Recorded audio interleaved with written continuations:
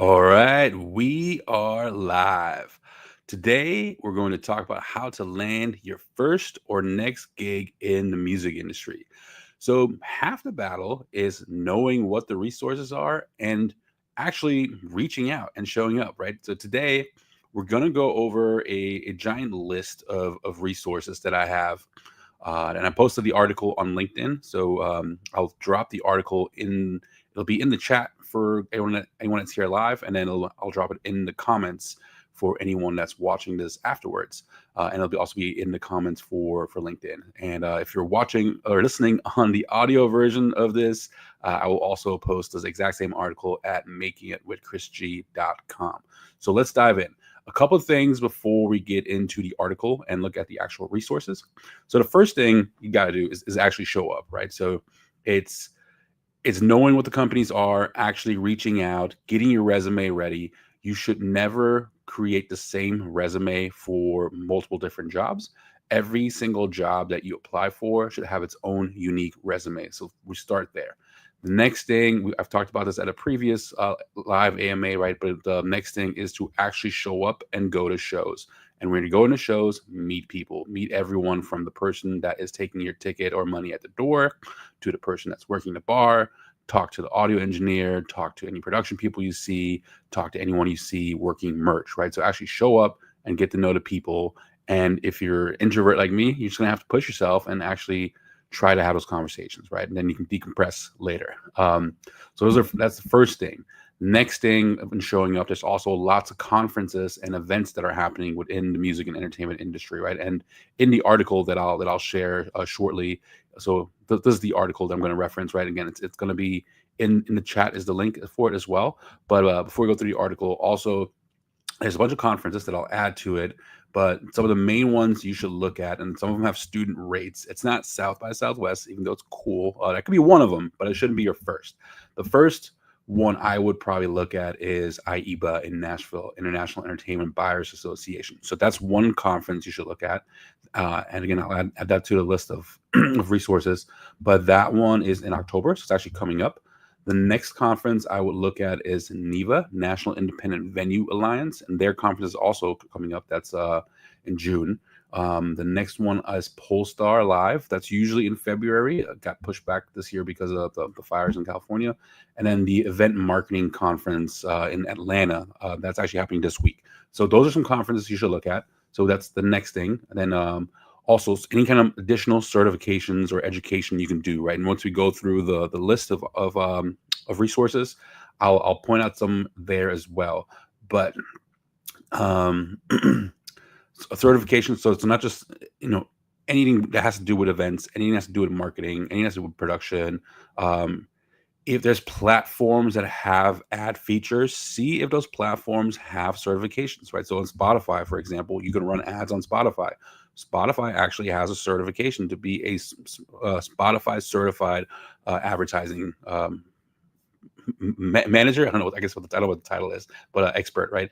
There's Google Ads certifications. There's Meta Ad certifications. I actually haven't looked into if TikTok has certifications, but look at all the certifications because a lot of times also that'll tap you into a network with those platforms, right? So Spotify is one that's really hard to break into and actually find contacts and people to network with. And having a Spotify certification now opens the door because whenever they have to roll out new things, that they're leaning to their certified experts for to test out new features and new things, right? So they are in communication with someone at those platforms. And then the last thing I'll mention before we get into the resource guide is don't overthink job titles, right? Everyone starts at zero. So it doesn't matter what your current role is, whether you have experience or not. It's the stuff that I just said, right? It's to actually show up, work as many events as you can, even if they're not necessarily music related at first. I've talked about working your local 5Ks, working your local dog shows, wine show, right? Whatever it is, your local food and wine festival, your local strawberry festival, any kind of event, live event. If it has to do with live events, production, theater, music, anything. Just get as much experience as you can. Help your local bands, right? Help your local bands with merch, with load in, with load out, whatever you can, with creating content for them, helping them post, helping them come up with ideas and branding, right? There's so much you can do to start getting your initial experience. And also, one thing I'll mention once we go to through the list of resources is look at actual job posts, right, and the job titles, and look at the skills, right? Look at the specific requirements or the things they're looking for, and then see if you have transferable skills. Because there's definitely, even if you're working in retail or a restaurant and or wherever, right, at a theme park, there is skills that transfer from those jobs to the other job. And then the other thing you can look at, okay, what are the skills I do not have yet, or the qualifications I do not have yet, and then start working at that, right? And then maybe you don't get the job you see today, but because you looked at the resume and you looked at the requirements and skills they are looking for, and now you start working on them today, 3 months, 6 months down the road, now your resume looks completely different, right? Now you qualify a lot more. Again, everyone starts at zero. And even though companies put out these dream job posts, right? Just keep in mind, those are the most ideal candidate. You still should apply every single time. Now, one thing to be mindful of is don't apply for multiple jobs at the same company. Just choose one job, apply for it, see what happens. If nothing happens 3 months, 6 months down the road, that's a good time to apply for something new. But a red flag for most recruiters and HR people is when you apply for multiple jobs, you come across as someone that doesn't know what they want, right? Doesn't know what they're looking for. So apply for one job only, and that's it. And this is also an Ask Me Anything, right? So it's not just about me going through this resource guide. So if you have questions, please utilize the chat, drop your questions in there, and we'll go through those. But until the questions come in, let's go through this resource guide. So as I mentioned, this is going to be on LinkedIn. If you're watching on YouTube or listening on audio, so for YouTubers, this is going to be in the chat, and it'll be in the comments later. And then for those of you listening on audio, I will also post this on makingitwithchrisg.com. So for starters, if you want to contribute to the Making It Academy and donate, the link is right here. So you can donate right there. And then I just have some couple of motivational words before we get into it. There's some recent AMAs that we've done on networking and breaking into the industry, right? So I talk about some of the things more in depth that I just mentioned about getting experience, but let's get into it, right? So for starters, there's quite a few organizations here that have some helpful resources. So Backline, right? Backline is a really great organization for mental health resources in the industry. So I encourage y'all to check out this one. I don't know. Let me see if I click on these things. The way I'm sharing, will it show up? No, it's focused only on the article. Let me see if I click on it in here. Okay, that show up? That did show up. Okay, so Backline is has mental health resources for people in the music industry, people in touring, right? So, and none of these companies that we're going to go over, right? None of these support the Making It Academy, except for one actually, major supporter. But most of these companies don't support the Making It Academy financially or anything. I do have relationships and know people there, but none of them are sponsors of the show. Just keep that in mind. So no favoritism towards anyone. So mental health resources, right? Mental health is super important when you're on the road. For a lot of you that want to go on the road, that want to go into production, that want to go into touring, it's not an easy life, right? It's fun, it's exciting, it's thrilling, but if you're on the road and working away from home, I don't know, 150, 200, maybe even more days a year, it can be mentally taxing over time, right? And you're also in close quarters, right? So as exciting as it seems, is if you haven't ever been on tour, I encourage you go on a short tour first, a week or 2 week tour first, to see if this is something for you, because you're around the same people all day, every day. There is no escape, and sometimes tension flares and tempers go up, and everyone on tour is going to have their day, right? So there's some great resources right there, backline.care. Check that out. And then another one I want to point out is, what happened to the Coil Learning Center? I'll double check this link, but the Coil Learning Center, a new site coming soon. Okay, so the Coil Learning Center, one of my favorite resources, and when I mentioned there is maybe one company on this list that is a supporter. I actually recently recorded the first course of the certification program that'll come out soon at the Coil Learning Center. But the Coil Learning Center is part of LMG, and a company called LMG and ETP. They have some amazing workshops and opportunity to network, right? They have stagehand boot camps, where it's a weekend long certification. I think it starts usually on a Friday after, like afternoon, early evening, and then it's all day on a Saturday. And those boot camps, you're going to learn everything that you need to learn about being a stagehand, learn how to wrap cables, run cables, tape down cables, learning basics about audio, lighting, video, and all that. So a great resource right there. Definitely check that out. And when you do these certifications, not only are you going to meet the people at the companies that are running them, but you're also going to meet other people that are getting into the industry with various different levels of experience. And you're also going to get work opportunity, because one of the reasons they do this is to hire people, right? And find people that can work for LMG. And they have also all kinds of other workshops, and they're in all their locations. So it's not just in Orlando where I started out, but they also have a warehouse in Vegas, in Nashville, and a few other places as well. So definitely check out Coil Learning Center as a resource. And then I won't spend as much time on all of them because it's a massive list. But the Event Leadership Institute is another one to look into. Event Safety Alliance, the Clinic, right? So it starts off with some great organizations and resources. And if anyone has anything else to add to this, please drop it in the comments on YouTube, drop it in the comments of this LinkedIn article. I'm happy to add this. This is going to be a living, breathing document that I will constantly update. And then the next section is job list sites. So these are a few different sites that list jobs, right? And the first one I'll point out is bobnet.rocks. This is going to be the first deterrent in this is going to be that you actually have to pay for this site, right? And hey, Nicole, welcome to the chat, or welcome to the AMA. Feel free to drop any questions in. Anybody that's watching, drop any questions. But Bobnet is a great resource. It's paid. Do not let that deter you. The reason it's paid, it is a barrier of entry for people that are actually serious and legit, right? But if you ask anyone in touring that's been touring for a while, especially the veterans in touring, they all use this site. And I'll don't hate me, Bobnet, but I'm going to go through your site real quick. But if you click on job posts, they have two sections, right? They have the Young Guns job posts and the Touring Pros job posts.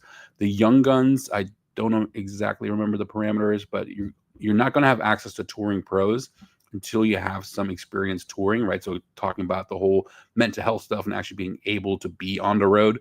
If you have toured for 2 or 3 years, I think it is, then you get access to the Touring Pros job posts. But there's not a lot of difference in the job posts here. And then the price is going to be the same, right? But if you go to the Young Guns job post, so just an example, right? So right now, literally, this was posted when? This was posted on June 4th. We're on the 5th. It was posted yesterday.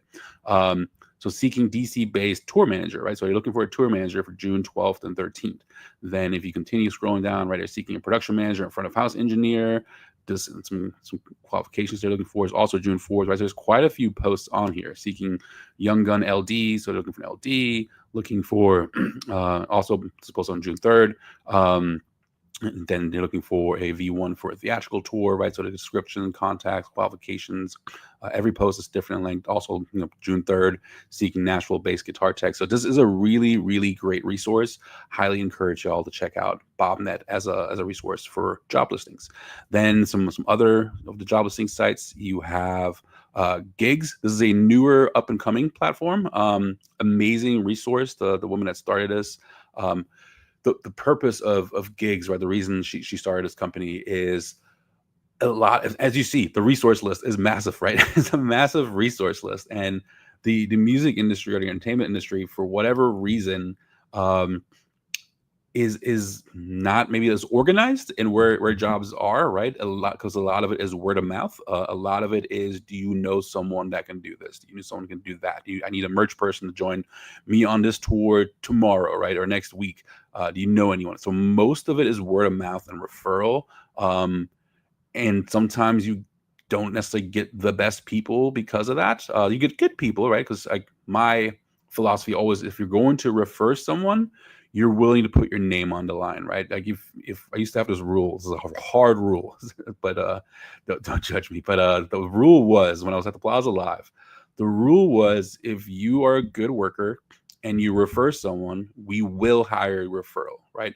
But if we have to fire your referral, you will get fired with them. Do not send us crappy people. We trust you because you're a good worker. And because of that trust, it comes with great responsibility, right? Great power comes great responsibility. We will automatically hire anyone you refer. I mean, we're going to interview them first, but we'll pretty much automatically interview and most likely hire a referral. but if we have to fire your referral, we'll fire you with them. So please don't send us crappy people. But anyways, so gigs is a great resource that it's kind of like the LinkedIn of the entertainment industry, right? And they started this resource because of that, because there's so much word of mouth, because job posts are everywhere, right? As you see in this list of resources that I'm sharing here, because there's so many places for job posts. Gigs is a working towards becoming a hub for one spot only. So check out Gigs. That's I think it's free to sign up for that one. And then Neva is a great resource as well, right? So the National Independent Venue Alliance, and they're the ones that have a conference. They do some job posts here. Looks like I only have one job posted here right now. Sometimes it's more, but this is going to be mostly in the world of venues. So if you want to work at a venue and you're willing to relocate, that's a great resource. Roster, I love Roster. Roster is another great resource. What is Roster? Roster is a remember when I mentioned with great power comes great responsibility and having contacts. Roster, if you're a member of Roster, you actually have access to contacts for agents, managers, and record labels for any artist, right? So you can look up any artist on Roster and you find the contacts for here. So as Micah mentioned in the last AMA on Monday, if you know someone that has a Roster or Polestar account and you just need to look up a contact, reach out to them. I will put it out there. If my email starts getting bombarded, maybe I'll backtrack.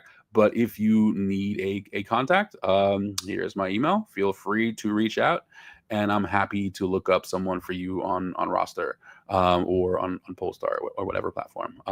What's up, Stan? Welcome to the AMA. Let me know if you have any questions. So Roster, amazing resource, all kinds of job posts. This is gonna be mostly probably in touring. Maybe venues, but it's going to be mostly companies that are working in touring, right? So record labels, booking agencies, management companies, because those are the ones that are highlighted on Roster. So check that out. Another amazing resource. And as I mentioned, none of these companies sponsor the Making It Academy, right? So this is just sharing a bunch of information that's out there. Polestar, another great place for job listings. Like, I'm not going to go through all of these, but then there's Production Hub, another place for job postings. Then there's all kinds of Facebook groups, right? And I just need to still update the names with these, but still you can still click on these. But there's a bunch of Facebook groups, and a lot of these Facebook groups are places to network and find jobs. So take a look at those too. And talking about networking, right? That's a great place to network. So join these Facebook groups and network with the people within those groups, right? So you're gonna have to battle showing up. Production companies, all kinds of production companies, right? So a massive list here. So I mentioned LMG. They're the ones that, I guess, if there's anyone that supported the Making It Academy, it's them for donating their space to record the first course of her certification that's coming out soon. So, but all kinds of production companies that have opportunities. You will, some of these you will need some production experience. Some of these are looking just for stagehands. So look at all of those. And then the next section here, this is a great place to start. If you don't have experience yet or have a little bit of experience and you want to get into touring, the VIP companies, VIP staffing and live event companies, right? So these are all types of companies that are hiring for VIP experiences. ASM more, right? So it's more event staffing. So ASM is a subsidiary of AEG Presents or AEG Live. Is that still the global company? I guess the overall name, I believe. But ASM Global used to be SMG, but then they were acquired by AEG. ASM manages facilities all over the world, right? They have arenas. Maybe this might be a good one to click on. So ASM Global, probably endless amounts of opportunities on here, right? So this is a great resource. Let me just quickly take a look if they have. Yeah, so like here's their portfolio, right? So just give you some perspective on the types of facilities that they work with, right? Here's arenas literally all over the world, right?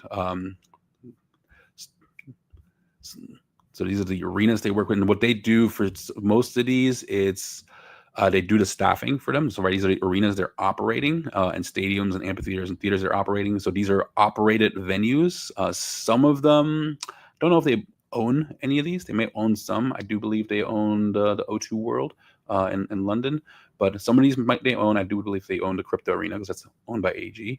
So some of these they may own, but these are all venues they're operating, right? So that's why I have them in the staffing section of this article, because they have lots of opportunities for event staffing. And sorry for having to keep scrolling down on this article. All right, so the next one I want to point out, actually we'll click on it as well. So like I said, there's some VIP companies, right? Every artist these days has VIP opportunities. And for that, they have touring people that work the VIP, and then they have what's called local, right? So whenever you hear local, right, it's like local merch seller, local VIP reps, and so on. Local just means if the artist is on tour, there's someone that's touring, and then the local are local to the cities they're going into, right? So if the artist is going to Atlanta and they're looking for VIP and merch people in Atlanta, then they're looking for local merch sellers, local stagehands, local VIP assistants, right, and so on.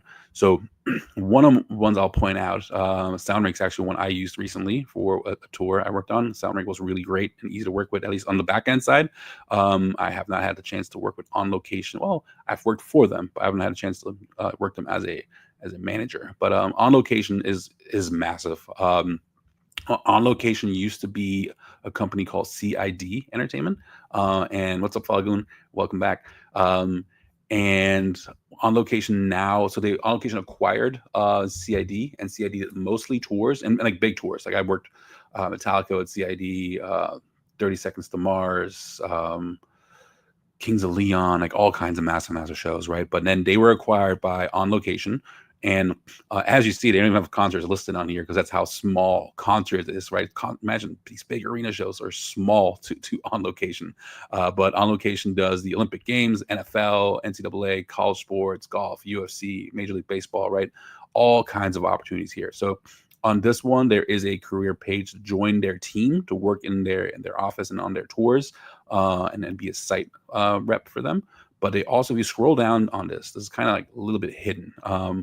But looking to work events, right? So if you apply here to looking to work events, that's where you can become that local worker, right? So that's where you can find the freelance opportunities that they have. So this is where you should probably apply. This is like the ambassador program, right? They call it. So you can be a local ambassador. And I haven't worked for On Location. I've done like some gig work for CID, but the way CID used to work, you would log in. They would have a login site for their ambassadors, and whenever they had tours coming through your area, they would post those on that site, right? So most people check them 2-3 times a week, and it's a little bit of first come first serve to get the VIP gig opportunities, but it's also a little bit if you've worked for them a couple times before, right? The person that's done a good job in the past is going to get the opportunities, right? This time I bounced right back down. That's cool. Anyways, and then Teamwork Online, if you're interested in sports, right? Check that out. That's another great resource as well. Cruises, I think I noticed I've had this one listed twice, but it's okay to have it separated. There's all these music cruises that are happening, right? And like multi-day cruises. I mean, 6 Man. Let me click on 6 Man real quick. 6 Man is pretty much every cruise, right? So why that's the only one I kind of left listed on here. But Rock the Bells cruise, EDC. I didn't think that the Warp Tour cruise, right? But if you just look at all the different cruises that they have here, the Rock Boat cruise, I guess I'll mention some of these since some people might be listening in audio. Boots on the Water cruise, all kinds, right? Endless amounts of cruises. The Kayamo cruise is another big one. They have a blues cruise, Outlaw Country cruise, the Summer of '99 Creed tour, right? So you could pretty much be full-time working just for them with all the different cruises that they have. So another really good resource. And then this article gets into major record labels. So some people want to be in the label world, right? So here's the majors. I will add the indie record labels on here. Management companies. Management is a little bit of the Wild West. Some of these, and Rock Nation is a subsidiary of Live Nation, right? That's why that's here. But management companies is hard because, and that's why maybe having an account on a roster could be a good resource, right? Because there's so many management companies, and reason is their rosters are usually smaller. Like I have some of the bigger ones on here, like Red Light Management is on here, right? Is it Red Light Management on here? Yep, Red Light Management is one of the bigger ones. Let me just click on that. Let me highlight Red Light. But Red Light Management, massive artist management company, and that's rare to have these big management companies, right? But there's some job posts here. So we're day-to-day manager in Los Angeles right now. And let me just take a quick click at the artists, right? So here's the massive list of artists that Red Light Management manages. And from what I understand, Red Light Management is a network of probably not all the people that work there, right? Not all the managers, but I believe it's like a network of independent contractors. So all the managers are independent contractors working at Red Light, and they pay a percentage of their commissions to Red Light to have access to all their resources, all their marketing people, administrators, and everyone that works there, right? So it's kind of a network that, and it's probably invite only. I'm not sure how Red Light works, but it's it's uh it's massive. It's a massive company, and they have a lot of resources for their managers and their clients, right? But outside of Red Light, most other management companies, they have really small rosters. I mean, you're talking anywhere from 2 to 10 artists, right? And that's why there's so many artist management companies. And that's why it's hard to list them all because there's endless amounts. But I will look through and find some of the other big ones, right? Shelter Music Group is a decent sized one. Of course, Rock Nation, SB Projects. I'll fix this. I can't stand this the way this is listed on here. But SB Project is another one. So I'll list a few more, but for management companies, you kind of just have to look around, and most of them will not post jobs, right? And that's kind of why I only listed these bigger ones.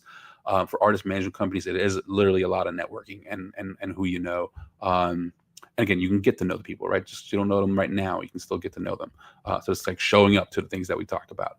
So here's your artist management companies, and then I have your major agencies. I will also add the boutique agencies on here, but CAA, UTA, Wasserman, WME, right? So if you're in this industry, as an industry you're going in, you have to be familiar with these. Like, get familiar with all 4 of these agencies. Of course, you want to know the other ones as well, the boutiques, but definitely get to know these. And just as an example, maybe CAA was the worst one to click on, only because, nothing against CAA, massive, but I don't believe they really list their talent on here. But let me just take a quick look. So if I click on for talent, SBF, I mean, and these agencies, right? What makes them so big, live event booking, music speakers. What makes them so big is that they're full service agencies. Meaning, on full service is they provide their clients with opportunities in touring, in literary, right? So if you looked at you go back to for talent. I mean, in sports, right? They can negotiate your sports contract for you. They do. NOCA does have a film and literary department. So if you write a book, you write a script, your whatever, right? They can help you with opportunities and all those things. And I'm just going to go through a little bit of their roster because it is ginormous. I mean, you're probably talking about hundreds of artists that are on CAA, right? And the same thing with William Morris, UTA, and Wasserman. Those are your massive. Some scrolling. I'm still only on the A's, but anyway, some massive agencies. So check those out. They have all kinds of opportunities all the time as well. And the interesting thing, right, is that a lot of my former students, most students, not just at UCF, but in the music industry, right? It's because I've noticed this at Berkeley and Belmont and Miami, right? In most of the schools, most students are looking at artist management companies, record labels, and that's about where they stop, right? And I think it's an awareness thing. They don't know all the different companies and resources, right? So hopefully this resource guide is helpful, not just showing y'all places where you could potentially work, but also opening the idea that there is so many other areas within the music industry where you could work and get careers, right? So you don't have to just put yourself like in a corner, in a box, thinking only about record labels and management companies, especially since management companies is such a wild west, unlike record labels, since there's some smaller rosters and so many of them. But just look at all the other opportunities and agencies.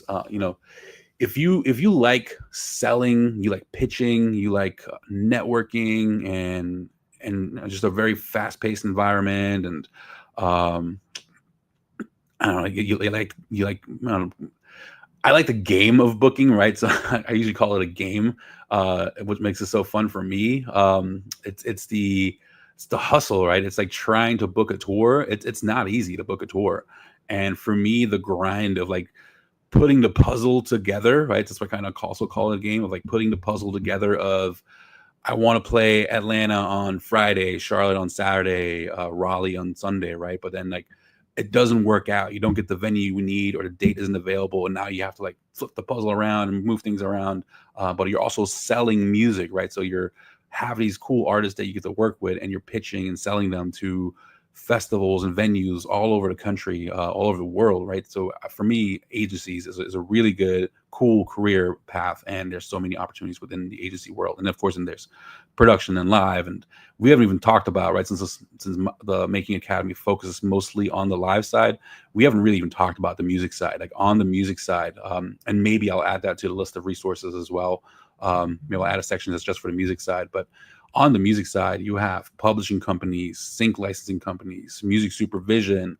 You have your PROs, right? ASCAP, BMI, CSAC, but also in your online PROs like Sound Exchange. And then depending where you are in the world, right? Every country has their own PROs. So there's, all over the world, there's opportunities working for so PRO, for those that don't know, performing rights organizations, right? So they're the one, whenever you hear music being played anywhere publicly, like you're going into a hotel, an elevator, a theme park, a restaurant, a store, if there's music being played, they have to pay the PROs for public performance, right? That's considered public performance. And I used to always joke when I get annoyed by the dudes at the gym that just have to blast their music for everyone to hear, right? Instead of putting headphones on.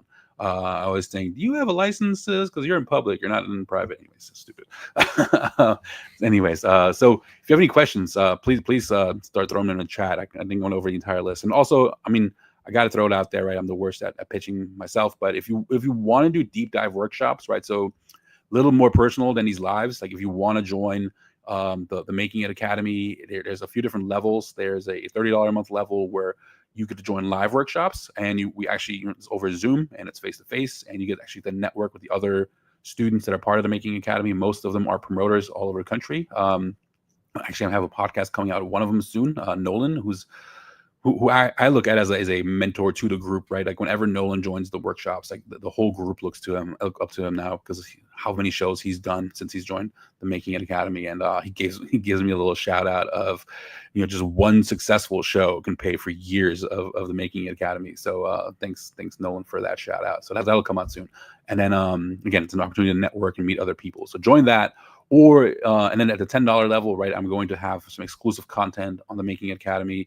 At the $10 level, some exclusive portions of the podcast. I will share some of the workshop recordings on there, and a bunch more. I'm looking at the $10 level as like the Netflix of learning about the music and touring industries soon. So it's slowly building up, but there's probably close to 60, 70 videos on there already. There's quite a bit of information. Or if you just think this is awesome and you appreciate putting this together, you can also donate to the Making Academy as well. Right? So here's a donate button. It's also in the chat. But anyways, enough of the pitching. So let's see. I have a couple questions coming in. So Nicole, is working at an artist management company another pathway into touring? Do these teams often send staff on the road? Great question. So if you work for an artist management company, could you end up on tour? And the answer is yes. It depends on the size of the management company, right? I can't necessarily talk about the red lights of the world. I will say though, red light management does have people on tour that work for red light management, right? I've had tour managers and production. I don't know about production management, but definitely tour managers that had a red light management email address, right? They work for red light management. So absolutely yes. Yeah, I was gonna say management companies they're not necessarily hard to get into because there's so many of them, but the smaller ones may not be as organized. Like smaller ones, meaning like they have artists on their roster that aren't really touring a lot or aren't bringing in a lot of money, but like the ones that do have, and they don't have to be a bigger company. It can still be a small company, right? So when I think about Ever 7 Management that I work with, we're a small company. We have a small roster, but yeah, we send our people on a tour all the time. Some of them start on tour, right? So she unfortunately left us recently. But if anyone out there is hiring, Jen Caldwell is a great person. She started off as I needed a merch manager, right, for one of my artists, and she was a recent student. I called her, like, hey, can you come sell merch for the Cowboy Bebop project in Sanford, right, of all places. Sanford's a really small town in Florida. Most people have never even heard of it, but she showed up and worked the show and did a great job. And I was like, hey, I need you the next day as well in Ocala. So she drove the next day in Ocala, and then we ended up putting her on tour. She became a touring merch manager and eventually a tour manager. And then she started working for us, right? And then whenever we had issues, because we knew she could tour, whenever we had issues with, unfortunately, if we had to let a tour manager go, or someone go on the road, or someone needs to go home because they got sick, or something happened to family, then yes, like the first person will we're trying to not send out our people that work in the office because they have very specific jobs and roles. But yes, we do send them out sometimes to go fill in spots. So yes, that can be a path. Um, just again to that, right? I don't necessarily want to send out my day-to-day manager or my marketing manager or marketing coordinator to go on tour because I need them in the office too, right? And life on tour is crazy. Them being on top of their work and doing their job is going to be really hard, right? Because they're busy. You're just so busy on the road, and if when you're driving through mountains and all kinds of different terrain, like the internet connection is spotty and not very consistent. Excuse me. And so yeah, it can be a path, but it's not maybe it's a path. And but I think the production world is definitely where I would go in as well. The production world is as the list of resources that I shared. There's all kinds of resources there in the production world. So we just scroll to this article. I have all kinds of production companies listed here, and even like the live events companies. But yeah, I mean, whatever path you can, right? Obviously, try to find your path. And there's no one way to get into the industry. Stan, how do you find opening acts that can sell tickets in a market for touring artists? What deals do you give opening acts to incentivize them to sell tickets? It's a great question. While I'm answering it, I'm terrible at multitasking, but I'm going to try to find a video for you, and I'll drop that in the chat about local show deals. But the way to find local acts, it's not as easy these days as it used to be. There used to be some great resources like Reverb Nation and things like that. But these days, you kind of just have to find a couple, like find your local venues, right? So know who all your venues are and are anywhere from 400 cap and smaller. And look at obviously the calendars there and look who's playing there. So it takes a lot of research. It's not like you can't like find them all in one place anymore like you used to be able to. Like we even had like things like MySpace. I don't know if anybody's heard of MySpace, the first big social media platform, but that was a resource where you can literally just search by city, right? So opportunities, right? That's an opportunity right there to create a space for yourself. Like if you could create a library of spots. Okay, I found it. I'm terrible at multitasking. I'm rambling a little bit. So I just dropped that in chat. That should show up. So look at the video right under you. That talks about local show deals in depth. So definitely go to that and go in depth. But to find local artists that can help sell tickets, look at the venues, look at who's playing there, look at those artists, and look at the kind of, again, it's going to take a couple of hours to maybe really do the research, but look at shows they've done and who's played the shows with them. And then as you're going through those lists, right, I would just start building a spreadsheet. So I mean, even when I had the resources, right, I still had to do the legwork, right? Even when they were all in one place, I still had to go look through all of them. But then I would create a spreadsheet that has all the artists' names on it in one column. I would be OCD about it. I have different tabs for each genre.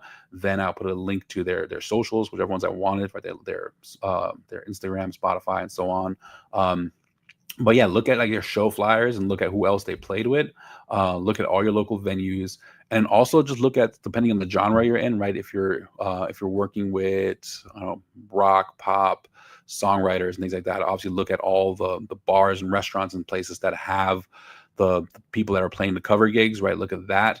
But if you're working a little more in hip hop, EDM, what other genres? Maybe rock, right? Like especially hard rock and metal. They're not going to do the cover gigs, but in those genres, right? You just got to find a couple of bands and then just go down the rabbit hole. So if you know 2 or 3 at least, look at their show flyers, look at their past shows, who's played with them, and then look at the bands that they've played with, and so on. So it kind of becomes a string, right? So you look at the one band, find one that they played with, look at the next one they played with, find one that they played with, and then look at the one they played with, and so on. So you kind of just add it up. And if you just spend a couple of hours doing that, you will build a list pretty quick. So that's how I would go about it. I'll answer the question here too about the different deals and how to incentivize them. What I would do, so there is the strategy of making them buy onto the show, which I don't love. I've put out videos where I've talked strongly against it, that artists should never buy on the shows. And as a manager, I still feel strongly about that. However, there's ways you can get creative and go around that, right? So one of the ways is if your artists are selling tickets, right? So you give them a batch of tickets. So you give them 50 tickets or so, or 25. I start with 25 tickets, right? And let's say your ticket is $15. You have them sell it at a small discount, have them sell it at 12, or they're buying them from you at $12 a piece, and then they get to keep the extra $3, right? So if they sell 25 tickets times $3, they make 75 bucks. It's not a ton, but if they want to sell more, right? Obviously, I'm sure you're willing to give them more. So you'll give them 50 tickets, and then they sell all those at $3 a piece. Then $3 profit a piece. Now they're making 150 bucks, right? So they can actually make money doing that. So that's one way you can do it. And back in the day, we would get physical tickets in a digital world, depending who you're using for ticketing. If you're using a site like Venue Pilot, or a bunch of other cool sites that are available, you can have custom links for each artist, right? And then that time someone buys through that link, then there'll be a credit to that link. So that's a way you can also measure like digital online sales for artists. Another thing I did as well, is I would create, if you sell your own tickets, right, that you can get a little bit more. So maybe it's $3 a ticket, but then I would add shared bonuses, right? So let's say I have a 500 cap room, and if we sell 80% of the capacity, I'll throw in a $200 bonus that all the openers share. If we sell out, I'll throw in another bonus that all the openers share. So the bonus just grows, right? So that's another thing you can do as well, because it's maybe not the most fair to all artists, right? Some are really good promoters and will get their people out. They're just not good salespeople, meaning the one-to-one selling a ticket, right? Texting people and selling them a ticket. They're either not comfortable with that, they're just not good at that, but they can still get 40, 50 or so people to show up, right? Just by spreading the word, and not doing the hustle, the one-to-one sale. And that's why I kind of added the bonuses in there as well. So like I created incentives based on how many people showed up. So that's another thing you can do. Definitely stay away from giving, sorry, local bands, but stay away from giving local bands guarantees. Unless they're like an established band, right? If they're not, or established artist, like an artist that can sell out on their own or sell 100 tickets and headline their own shows. Unless they're like established at that level, like if their name's on a ticket and 200-300 people are going to show up, then obviously you're going to have to give them a guarantee as well. But if they're artists that are part of lineups that do 100-200 people, and it's not just them alone, it's the entire lineup bringing that many people out, then never give them guarantees. And again, local bands, I'm sorry, or local artists, I'm sorry, but the reason is every single time I did that, they did not promote. They did not put in the work, and they were very lazy about it, or they didn't promote as hard, right? Because now they had that cushion. Like the bands, the locals, they need that incentive. They need that drive to sell as many tickets as possible. And the more you can incentivize that, the better. I would also have them sign a little, like, small one-page contract that has the deal laid out, the date and the venue, like all the details were laid out. And then it had marketing parameters, right? You have to post at least this many times, requiring them to post on timeline, especially like the ones that are really focused on their brand and branding. Yes, they can take the post away, right? If they're not touring, they should post about their local shows on timeline. If they are touring, it is a little bit a lot to ask for some to post on timeline. Like, for example, the artists that we work with on a management company, we don't do any flyers on timeline. Like, timeline's only like photos and videos and stuff. But stories, they could post on stories. Like, we post graphics on stories all the time, so they should be posting about it X number of times on stories. They should be, I don't know, if you have an event page, they should invite people to the event page. If you have flyers or posters, right, you can give them a stack of flyers and posters and require them to put posters up in at least 4 locations and take a picture of the locations they put them in. So there's quite a few things. Just make it part of your marketing deal. And if you want to put something together and send it to me, I'm happy to take a look at it, right? If you want to put together some marketing parameters. So here's my email. Feel free to email it to me. I'll take a look at it.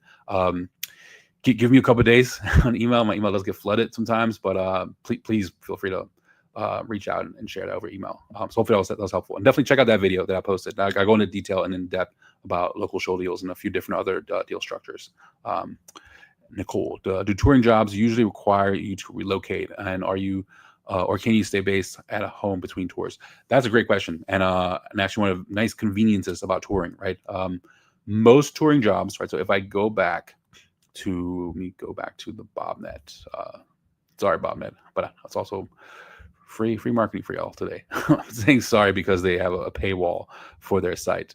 But if I go to Bobnet, I mean, even gigs, right? If you go to gigs, it'll tell you. But if I go to these touring posts, it'll tell you, right? It'll tell you on the post. So here they're seeking a DC based tour manager, probably because it's just for two shows, not a full on tour.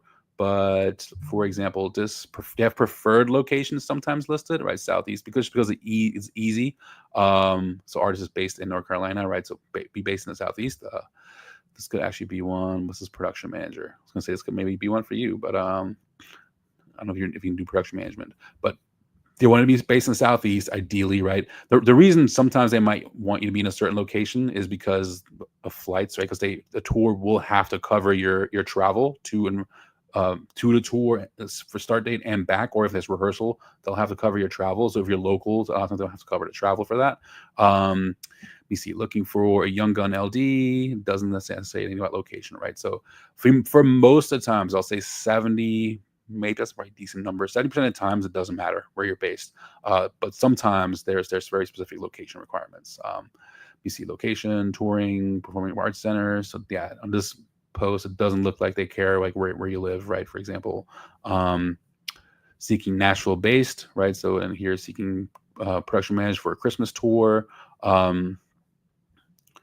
This could probably be, yeah, it doesn't say where they want you to be based. You're looking for a tour manager for a Christmas tour, right? So yeah, so that's just like a short, quick example, right? But most of the times, I'll say more times than not, the location doesn't matter. There's a few times because it's a short tour, a short run, they need to fill in where they ideally would like someone in a specific location. But again, always apply, right? So you can stay where you're at, and always apply, because you never know, right? Like they may not be getting the candidates and resumes that they want, and you could be one that stands out, right? So they could say they could find themselves in a scenario where like this person's based in Nashville, and I really want someone based in Nashville, but Nicole applied, and Nicole has way more qualifications than this Nashville person. So I guess we'll just take a risk and we'll fly Nicole out, right? And we'll have Nicole come do the tour. So always apply, and like I said, more times than not, the location doesn't matter where you're based out of. So thanks for that. Great question. Does anybody else have any other questions? I have about 10 more minutes that I scheduled for this, but if there's no other questions, then I can wrap here. But I guess let me just throw in the contact again, right? So if you want to reach out, Chris at ocmgmt.group is my email. Reach out there. If you want to support the Making It Academy, you can either do it by giving a donation through the virtual tip jar. So the link for that is here. And then, of course, come join us on Patreon. I'd love to have you all there. I love to see you face to face. We do live workshops at least 2 times a month. In the month of June, it's going to be 3 times, and we're actually going to have guest speakers at the workshops. And speaking of guest speakers, it's the last thing I'll mention. But we'll have guest speakers for the month of June, pretty much every week, and it's gonna be face to face over Zoom, so you get to ask the guest speakers questions and all kinds of different things.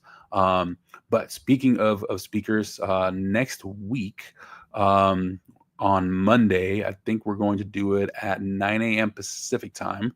So it's going to be noon Eastern. It's a little bit later, but because they're on the West Coast. But we're going to have 2 agents coming to join us. And those agents are also going to join us in the Making It Academy for more one-on-one. But these 2 agents are from an agency called ETP Agency. It's the founder of the agency, Pete Anderson, and then one of his partners in the agency, Christopher Brown. They work a lot. Let me see if I can just pull up the roster real quick. But they work in the EDM world mostly. I mean, they have also a lot of great hip hop artists as well, like Manny Fresh, Juvenile, Hot Boy Turk is one of the artists they work with, right? But here's ETP Agency. They're going to join us on Monday. I believe it's going to be at noon Eastern time, 9 a.m. Pacific. So I'll post that on LinkedIn. So keep an eye out for that. Really great guest. I've had Pete Anderson on the podcast before. Let me see. Another question coming from Stan. What offer do you see? What offer do you use to get fans to opt in to SMS and email lists for musicians? I watched a video on your Patreon about list building, but wanted to get more depth about music. Okay, cool. So Stan, if you're on Patreon, if you can make it, let me see. The next 3 workshops will have guests, but I'll stay on after the guests. Those are going to be, and I've just posted the times yesterday, but they're going to be at 2 p.m. the next 3 Wednesdays, or next 4 Wednesdays actually. So at 3 p.m. Eastern time. I think you're on the East Coast. But come join a workshop so we can go in more in depth. and I can get more context from you. But to build lists, and what genre are you in? That they're looking for to build emails for artists. One thing, the very basic you can do, right, is get exclusive, like be the first one to hear about tour announcements, merch drops, and exclusive, and maybe call like a members only, right? So a free membership by joining the email list or the texting list. That's the very basic that you can do, right? Or there's this one band that I saw that has a really cool thing that they share voice memos, right, of like songs they're currently working on. So their pitch to join the list was, "Hey, we're working on a new song. Come check out the voice note of the song," right? And then they'll send them the voice note, right? So literally something that they recorded from their phone, and even in hip hop, you could do that, right? So you're in hip hop, you can do that there too, right? So you can literally have one of your artists say, "Hey, we're working on a new song or releasing a new song. If you want to hear a voice note, come check it out," right? And then they sign up for the voice note of it, and then you send them the voice note, and then when in the text, what this group did is hopefully we didn't mess it up. But thanks for joining, right? But then now they're on the list for texting, and they use the platform called Lalo, which I'm looking into a lot right now. Not endorsed from Lalo. I looked at their pricing. I don't know if I love it. I might stick with Mailchimp because Mailchimp has texting now. But that's another thing you can offer. You can offer exclusive content. Make sure whatever you do offer, right, keep it relevant to the artists themselves. Because there is few people that use like the whole like have a chance to win an Amazon gift card or something like that. Because like if you do that, like they're joining for the list for the Amazon gift card, not for the artist, right? Maybe it's a get a chance to win an exclusive signed vinyl or a one print only vinyl or a custom hat, right? One of the artists I'm working with, we're looking at doing a hat club because he always wears like these cool different hats, and maybe one of the things they can do, they have an opportunity to win a hat by signing up, a signed hat or something like that, by signing up to the email list or texting list. But then the hat club, right, we're trying to basically create a Patreon for this artist where every 3 months, like one of the membership levels, they get a new hat. Right, they get the newest drop of the hat, of the hat of the season. So that's something that we're creating right now as well. But and that's like the next level, right? So the opt-in is giving them something, even if it's as little as new tour announcements, and be the first to know about tours and the first to know about merch drops or any new music. So that's the bare minimum. If you have something you can give away, like the voice note, you can give them access to a video that's like behind the scenes of making the last single or last album, right? Maybe like, and for going forward, if you haven't done it yet, get footage of everything, document the process. Even if you don't plan on putting it out or doing anything with it, like when you're in the studio, make videos of that. When your artist on the road, make video of that. So because you never know what you might be able to use it for in the future, right? And if you're documenting the journey, then that gives you the ability to have that content to refer back to and create something out of it. So like if you have a single that pops off, right, now you can say, "Hey, we actually recorded the making it of that single. If you want to see the behind the scenes footage, come join our email list or texting list, and we'll send you a link to that," right? And when one of the pitches can be like, a lot of people that are music fans are also musicians, right? So maybe you could share this is not necessarily as direct for hip hop, but you could share the sheet music, right, of a song, so people can have the sheet music and play covers of it. Or you could share the stem of a song, so people can create their own remixes. You could share how it was recorded, right? What settings did we use and all that. So whatever footage you can. So hopefully that gave you some ammo of things you could potentially use and think about to incentivize them. And once they're on the list, right, that goes into a whole other story, on a whole other. And actually might have a guest coming on soon, Cheryl B. Engelhardt. So if you want to check her out before, right? But she's basically a master of email and text marketing. And once they're on your list, right now, it's about creating that relationship with the customer, a deeper relationship, and not just having them on the list to send promotional messages, but actually sends things that are meaningful, and it's going to build a stronger relationship with them. And if you're in the Making It Academy, you've seen that obviously already. We've already talked about that in depth. But yeah, and when they join the list and actually have a "thank you for joining the list" message, you wouldn't believe. I signed up to an email list of the top 100 artists on Billboard last month, and I thought I was going to sacrifice my email by doing that, because it was going to get bombarded with spam and crap. And Guess what? Out of 100, only 11 sent a and thank you email for signing up, or thank you text for signing up, which seemed pretty pathetic. So actually acknowledge the people when they sign up. Actually give them something for signing up, even if it's a discount to something. But yeah, actually send them a message saying thank you for signing up, and then put them on a journey, right? A welcome journey. Welcome them on onboarding them to the list. So sending them like another 2-3 emails afterwards, where they maybe can find some other stuff that they may not know about the artist yet, right? So hopefully that was helpful. All right, I'm about to sign off. Shout out to my friend in Mexico. Thanks for joining over there.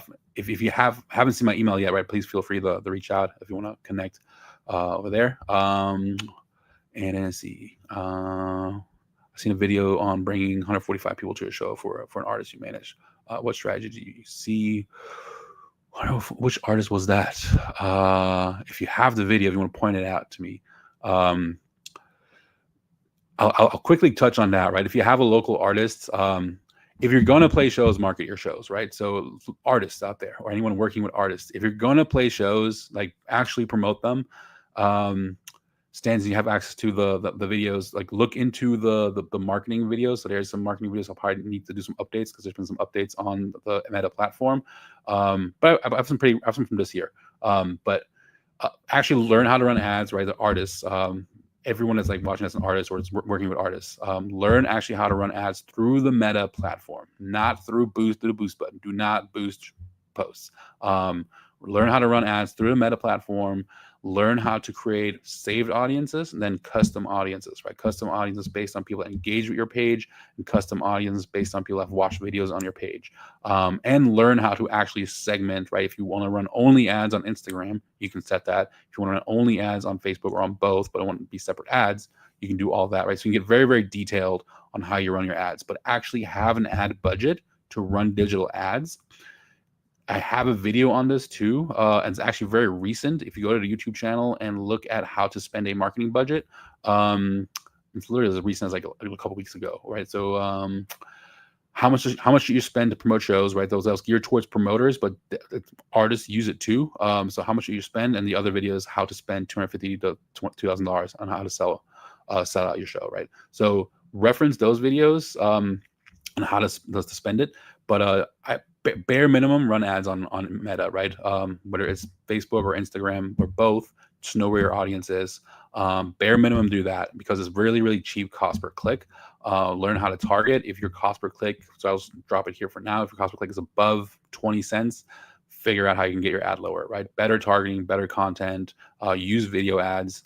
But here's an intro into ads. So if anyone has any questions on that, feel free to reach out. And thank you all. Thanks, Nicole, Stan, for the questions, and everyone else that joined. Hopefully, I will see some of you at the Making It Academy. And on Monday, again, I'll post about it on LinkedIn and on YouTube. But on Monday, we're going to have some guests on the AMA.